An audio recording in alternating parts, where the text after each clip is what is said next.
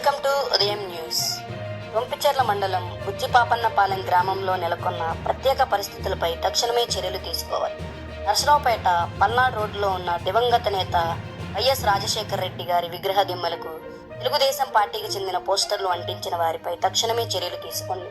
పట్టణంలో రాజకీయ ఉద్రిక్తలను రేపుతున్న తెలుగుదేశం పార్టీ అసాంఘిక చర్యలపై చర్యలు తీసుకోవాలి.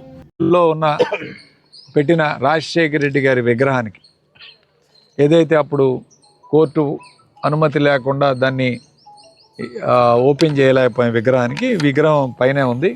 అయితే దాని చుట్టూ ఉన్న దిమ్మెల మీద తెలుగుదేశం పార్టీ ఫ్లెక్సీలు పెట్టడం, తెలుగుదేశం పార్టీ వాళ్ళకి సంబంధించిన ఫ్లెక్సీలు 4 వైపులా రాజశేఖర రెడ్డి గారి విగ్రహానికి పెట్టడం, అట్లానే ఇటీవల వినాయక చవితి ఉత్సవాల్లో దీని దిమ్మె మీద ఎక్కి తెలుగుదేశం పార్టీ జెండాలు కట్టి దానిలో ఊరేగింపు చేసి చాలా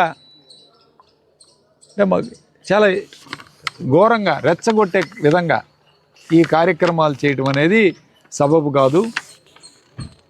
ఎందుకంటే మేము కూడా కొన్ని రోజుల వరకే మనం ఓపిక పట్టగలం, తర్వాత ఓపిక పట్టే పరిస్థితి ఉండదు. మేము చెప్పినా మా కార్యకర్తలు కానీ మా నాయకులు కానీ వినే పరిస్థితి కాదు. కాబట్టి ఇలాంటి సంఘటనలు జరగకుండా, ఉద్రిక్త వాతావరణం మళ్ళీ రాకుండా చర్యలు తీసుకోవాలని చెప్పి ఎస్పీ గారికి పల్నాడు జిల్లా ఎస్పీ గారికి కూడా కలిసి ఈ రిప్రజెంటేషన్, ఈ ఫోటోలు కూడా ఇవ్వటం జరిగింది. ఖచ్చితంగా ఎందుకంటే సరే